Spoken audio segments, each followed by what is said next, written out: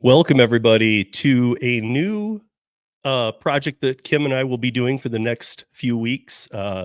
We will be trying to expose you guys to a channel. We're sure you're not watching because we've seen the views on these videos, but you all should be watching it. If you like gig news, if you like hearing a little tidbits of it, these guys do a podcast every week. They drop it on Friday, and we will be doing a reaction video to their video because they cover 3 topics every week, and they're always worth it. They stay underneath 20 minutes, and we want to really help them get exposure because this should be the, how do we say it, Kim, the digital card in your Yeah, I always say with legal rideshare, like every single driver should have them saved in their contacts. Like we'll put their number and all their information in the description of this live, but everybody should have it saved in their phone because you never know when you're gonna need it. And I think it's really important that every driver does. Yeah, and we'll have more to say in the upcoming weeks about it too, but just so you guys are aware, like anything ever happens to you, like if you're ever doing gig work and you're in an accident or whatever, there's even a funny video up on their channel that you guys can go find about, are we ambulance chasers? Where they say they're not. So it's kind of funny that they actually know this, but here's the thing, they know more about gig law than anybody else in this country. Other gig lawyers go to them. So, I mean, they have the network, they have the ability. But if you're in an accident and it wasn't your fault, it was your fault, whatever, this is who you call. If you're a passenger, if you're a driver, if you're on an e-scooter, it doesn't matter. This is who you call. Should be your first call. And I don't even know we said it. By the way, guys, it's legal rideshare. I don't even know whether we actually even said that's the channel we're going to be doing, but it's legal rideshare. Everybody, it should be a household name at this point. And many of you might have already heard about it and you're going, oh, I already know about them. But did you know they do the podcast? Because they do it on audio and on video. And I don't think many people do. And I think that's what Kim and I are going to try and help get them some exposure. So go over, give them a view, give them a like, give them a comment, ask them a question. They're great. They're great. They're professional and they're great people to know too. I mean, this is a great contact to have. So without further ado, should we jump into this episode from this week? Yeah, let's do it. Okay, here we go. Stage. Ladies and gentlemen, drivers, gig workers, and everyone in between, welcome to This Week in Rideshare podcast. I am your host, Jared Hoffa. It is Friday, July 19th, and this week, drivers fight back, data tells all, and Uber gives insights. Legal Rideshare breaks it down.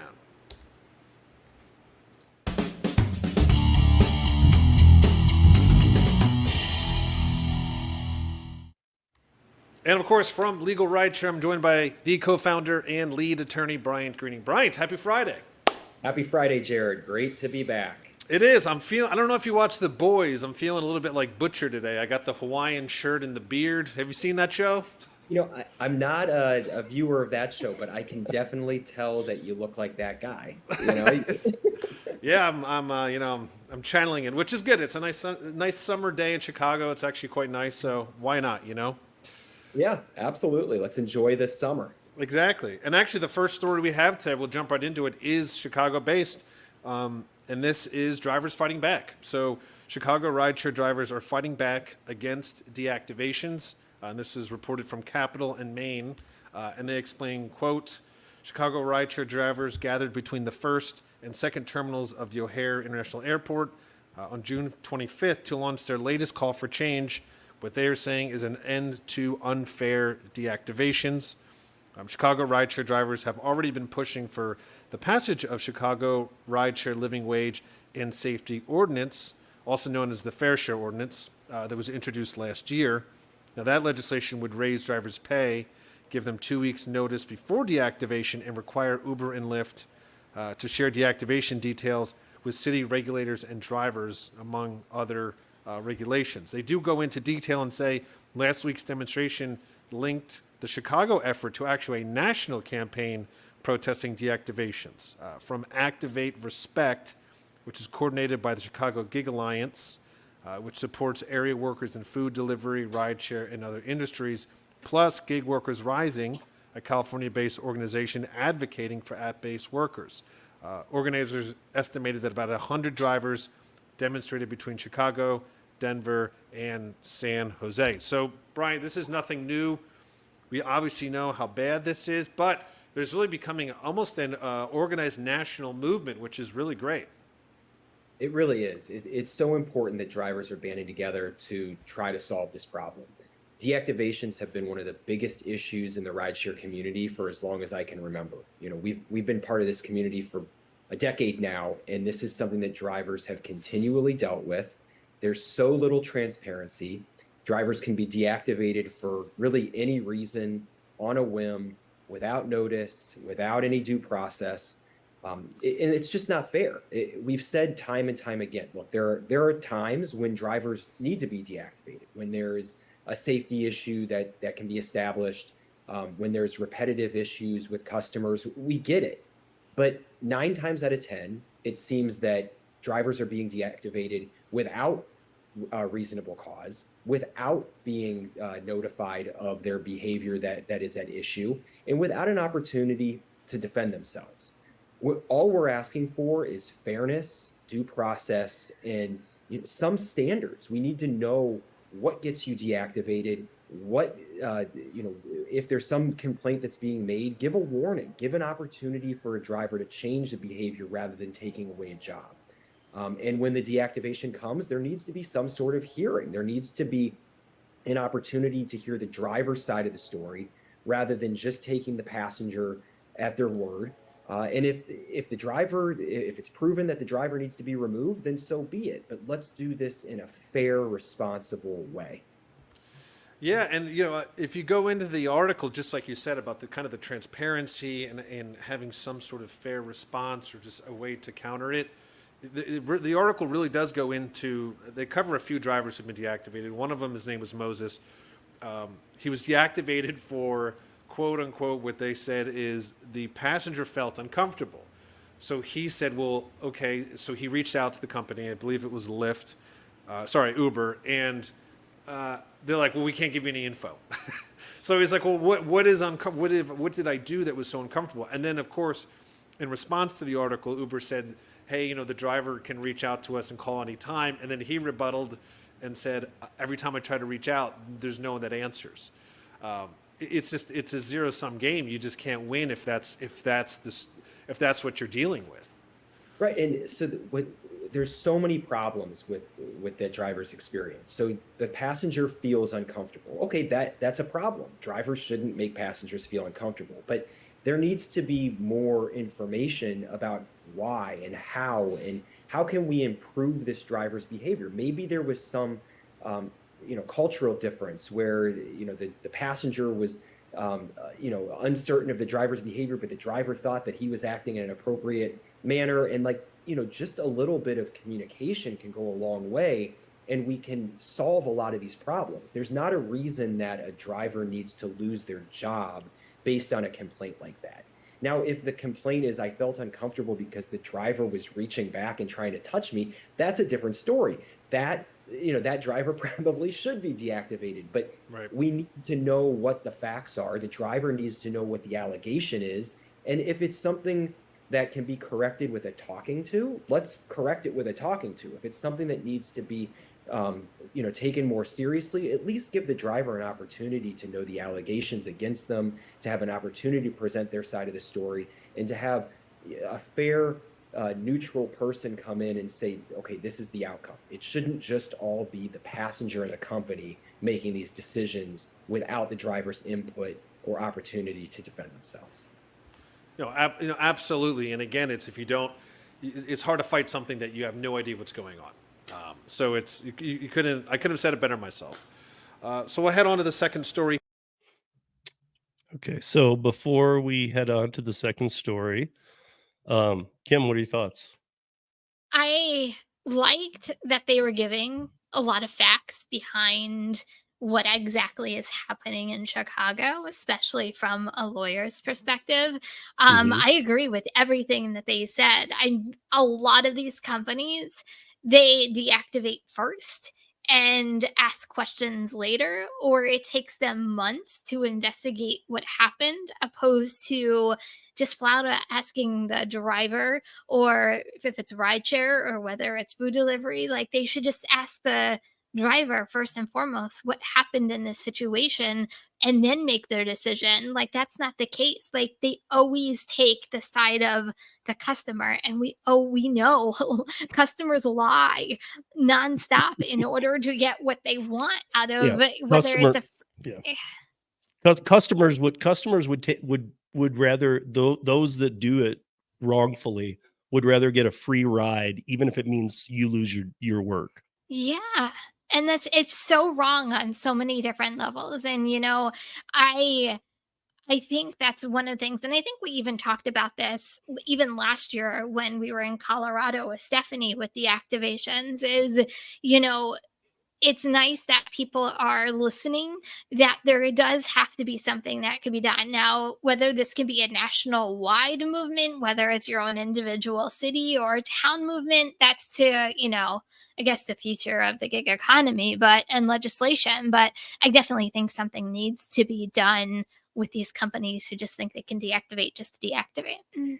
Yeah, and that goes, guys. Even though legal rideshare, anything that you're doing gig wise, again, if you're hurt, give them a call, absolutely. But they really have kind of fine tuned the delivery space. But I would say this applies as much to the delivery people Oh, as absolutely. rideshare. Because there's so many people calling in a no cause or making up a cause of why they need to complain, and I want a free meal. I don't want to pay for that. Well, it's going to cost that guy's job. I don't care. And it's not like they know. Maybe many of them don't know that. However, I'm sure they have some inkling that the driver gets in some sort of trouble. I don't honestly think customers care, right? I think what's in it for me at the moment. Sorry, I'm going to get free food, or I'm going to get a free ride, or like I'm going to get something. So I'm getting something myself for free. I don't care what the consequences are, if there is any consequences. Yeah. And then the last thing I would at least note on is that I like that Brian was saying, like, listen, you got to, provide a reason or whatever. But he did sidestep to something that I believe majorly in, like it kind of tied my brain anyway to minors. And when he said that, hey, listen, if you're accused sexually of something, that could be a different story, maybe. But I still think you have to, you're innocent till proven guilty. So Yeah. you do, but I agree with Brian that if that's the allegation and it's real, because obviously that's going to involve police and everything. So somebody probably wouldn't make that for a free ride, but whatever their reason is, I do agree. Maybe there needs to be a pause on the driver there, because until they figure out what's going on. Yeah. We talked also about this a couple of days ago with, the like you're looking at the identifying verification, identity Mhm. verification. I couldn't get that out. But when you're looking at that, like it could take a couple minutes. It could sometimes even take up to 24 hours. So why not just like put a pause for half a second, investigate what's going on, and make your determination based on your findings, opposed to just pulling the trigger right away. Yeah. Something needs to be done about this. We all know this. This is becoming more commonplace than ever. And like Kim was saying a year ago, like she was referencing a year ago, we were complaining about this, but it's 3 times worse now on all Yeah. platforms. Yeah. So we'll move on to the second part here and see what it is. By the way, guys, this is a reaction video. Kim and I have not watched it, even though I am wearing a Hawaiian shirt. I don't know how that happened. I know that seems a little suspicious, but at least But I don't know the I thought show was he's funny. talking about. I feel like I'm out of it. I don't know the Oh, show he was talking about. it's a Prime show. It's a show on Prime. It's like about it's like a very graphic comic book. Oh, is that like superhero thing Yeah. where I think But I it's saw like pretty the first dark. season of Yeah. it. Got it. It's pretty dark. So here we will move into second part here, see what they're talking about in this part. Here, new data reveals the impact of New York City's new minimum wage law. This is from GeekWire, and they reported, quote, delivery drivers working for platforms such as DoorDash and Uber Eats in New York City saw wages grow more than $7 per hour following implementation of a new minimum wage law, according to the report shared by city officials. The report said that while pay per hour increased substantially, tips per hour fell 60% year over year. The company changed tipping mechanisms within their apps after the law went into effect. Now, they have some other takeaways from the report. The number of total workers fell by 9% year over year. Total consumer spending rose by 10% to $108 million. Fees paid by consumers rose to an average of $20.1 million per week, or a 58% year over year increase. Interesting study, but from what I understand here, Brian, correct me if I'm wrong, the argument was if you increase it, people aren't going to spend money. It doesn't seem like that's the case. It doesn't seem like the rideshare companies' arguments have panned out. They were saying that if you increase the hours, or I'm sorry, the money that drivers make per hour, there's going to be less demand. Fees are going to go up so high that customers don't want to use the product. And that's just not what we're seeing. We're seeing that drivers are earning more per hour. That's great. We're seeing that customers are spending more than they were before. It seems to be increased demand. So I think that we're showing that paying drivers a livable wage, allowing them to earn a respectable income and keep a roof over their head, doesn't have any effect on the business model, other than just allowing drivers to have a job that appropriately pays them. So I love seeing the statistics that drivers are making more, and I love seeing the statistics that customers aren't abandoning the apps. This should be a case study for other markets who are considering minimum wage laws and showing that it's just not having the negative effects that the companies claim that it will. Now, the tipping is an interesting component of it. To hear that drivers' tips have gone down. At the end of the day, I would rather know that I'm going to be making a certain level of income rather than relying on tips, which can be variable anyway. So I think that it's kind of like you want to know what the money is that's going to be coming to you. You want to know what your bottom line is and not rely on that variable income anyway. So I'm not overly concerned about that. Obviously, we're rooting for people to tip more, but the minimum wage, I think, is more important. Yeah, you bring up a good point about that. I wanted to talk about that too. And really, there's two components to the tips. So it says tips per hour fell 60% year over year. But there's two things here. I think one, they don't actually go into detail of how much the tip was, right, per average. So I imagine the tips are still lower than the money that they're getting for the increase. And the second thing is the companies changed the tipping mechanism when the law went into effect. So they instantly made it harder. So I'm not shocked that the response was, well, people don't even know where to tip or if they need to tip. But like you said, I think it's much better for drivers to have the consistency than say, hey, I might get tipped. Right. And I think your point is really a good one about the companies changing the tipping mechanism. Perhaps tips would go down some as the fares are going up. But in the same vein, if the passengers can't find the tip button, well, that's going to explain at least some of that decrease in tipping. So if the companies make tipping easier, you have to think that figure that we're looking at, it wouldn't be quite as dramatic as it is. Right. Yeah. It's going to be interesting to watch this and see how this progresses over time. But interesting study for sure. And on to our final story here. Okay, Steve, what do you think?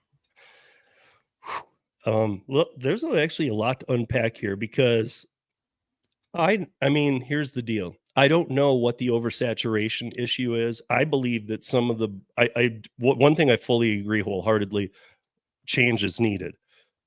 I don't know if they're finally suffering, the companies are finally suffering the problem of the oversaturation being the problem that it is, because I know drivers in New York who are really having a hard time scheduling blocks. And now you have to schedule blocks. You can't just turn on the app and go. And as you know, with Uber Eats, Kim, like with DoorDash, for example, they do their tiers, this, that, the other, the ability to dash now, but Uber Eats allows you to go on anytime you want, anybody. But Uber used to be that way too. So my concern is, and then we are also talking about New York City, and New York City is much different than any other city there is, because people are going to use rideshare. They're just gonna, period. Yeah. But the fact that people, I understand, and I think that we need to find a way to desaturate, but I'm not sure that boxing people out, and like we were talking about last night, locking people out of their abilities and or giving them a block and then saying you're not needed when they're counting on that block because now they only have to schedule their blocks. I think it really comes down to, my issue with this is the saturation problem, because until that's fixed, I don't know, maybe this is helping some drivers, but I don't know if it's helping all of them. Yeah, there's a couple things, and you're gonna have to correct me if I'm wrong because I'm trying to go back in my memory, and sometimes I get Seattle and New York City confused. So New York City was the one who was tipping after, correct? Was the city that was testing tipping after? Yeah.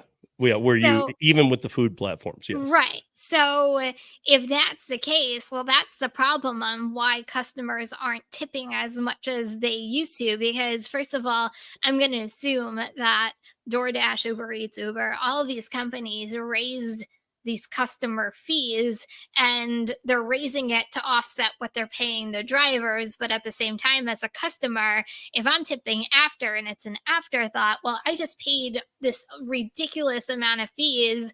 There's no option to really tip the driver or the delivery person. Why would I? So I can understand how there is a big difference. Is that concerned? I agree, because this is the thing, and I don't think it was even mentioned, and if I remember correctly, it was $1 per hour based off of active time, not the time that you're actually on the platform. Am I Well, remembering that correctly? yeah, but not with the rideshare. With rideshare, you're Okay, actually getting the time on platform. This is why they went to those blocks. This is why got it. everybody's gotten boxed out.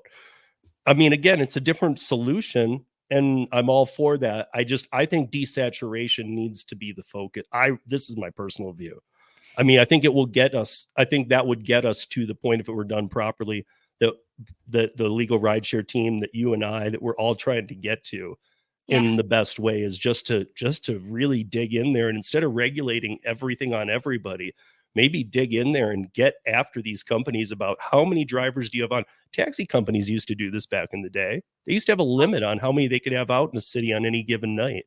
If you really think about it, and this goes back to what we talked about last night, if they actually did quote unquote crack down on these shared accounts, would that solve all of our oversaturation problems? And then some of the drivers would be even making more money because they can get onto blocks, they can make an actual hourly wage, and everything's kind of right on the world again. So I think it starts with these companies and really figuring out what's really going on and how to solve some of the problems that they're having.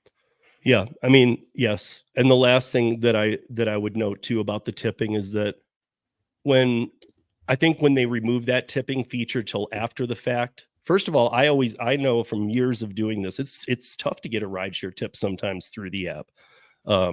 It's a little bit different than delivery, but one thing I would say is that the reason they did that is because, like I said, in New York City, people are going to take these rides anywhere, and so they might look at Lyft and Uber and go, okay, Lyft's a little cheaper, I'll do that one.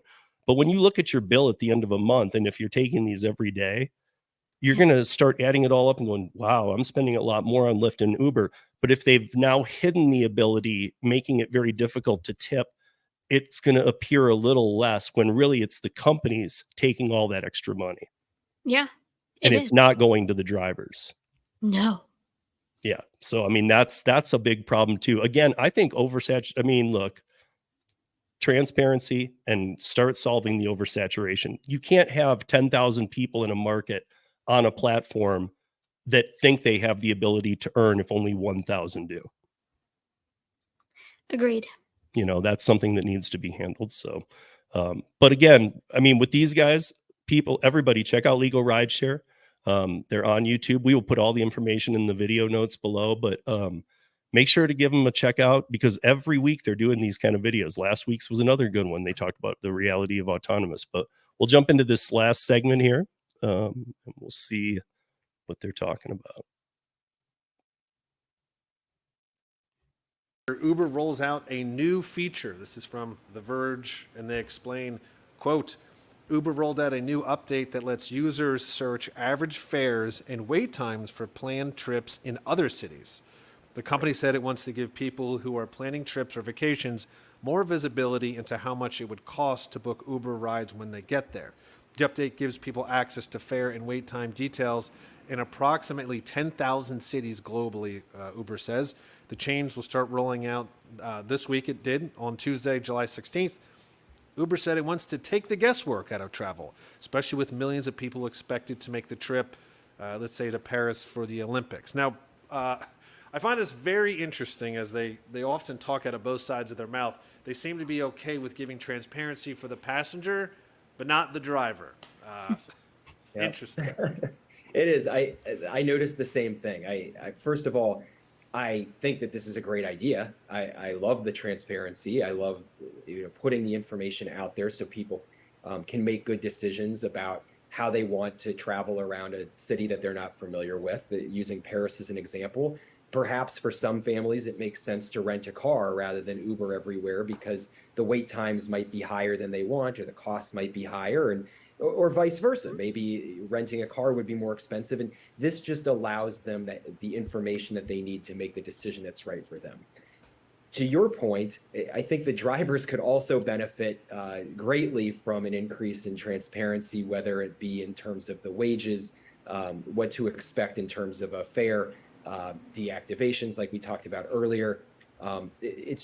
Uber seems to prioritize, as you mentioned, transparency for one group of people and make it anything but transparent for the other.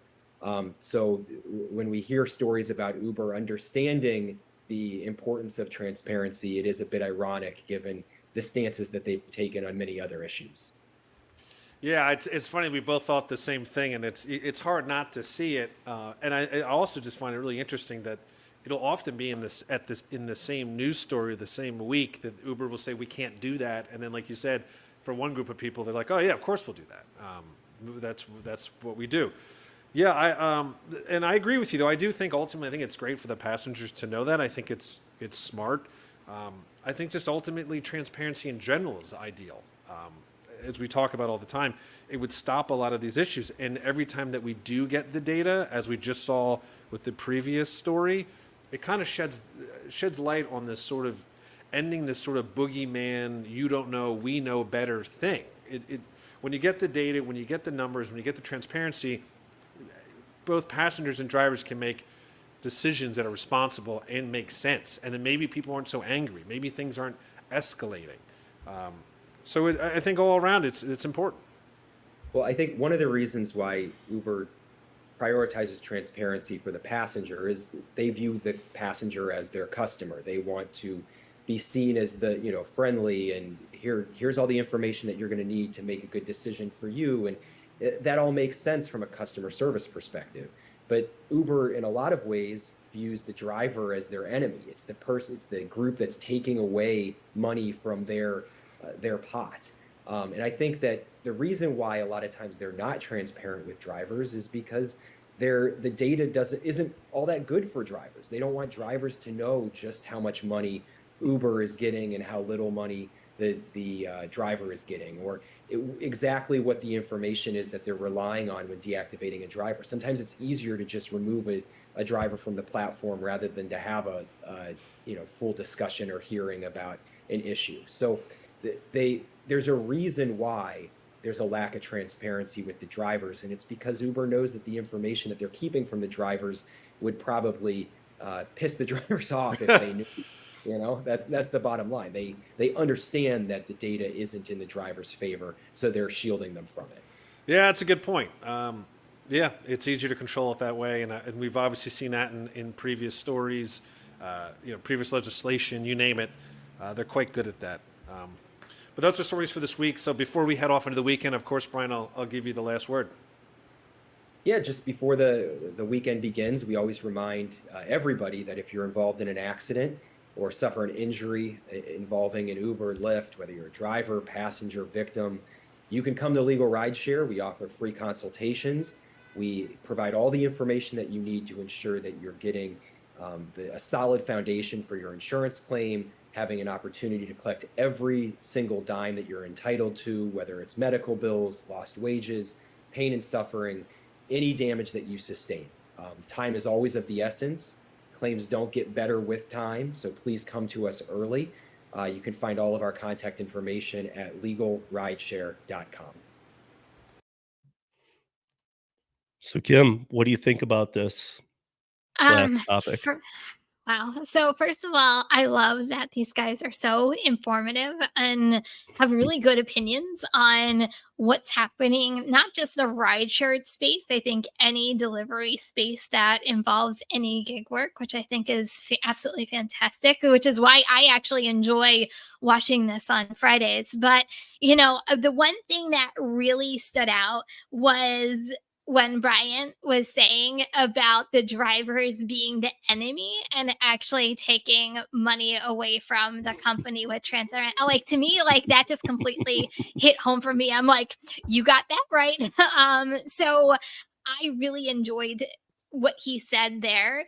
I do. I think that if they could be transparent with everybody, our world would be a better place and we wouldn't be sitting here right now talking about this very same topic. But, it really is about the customer and for them to appear to be this fantastic company. And we're doing so much for the customer.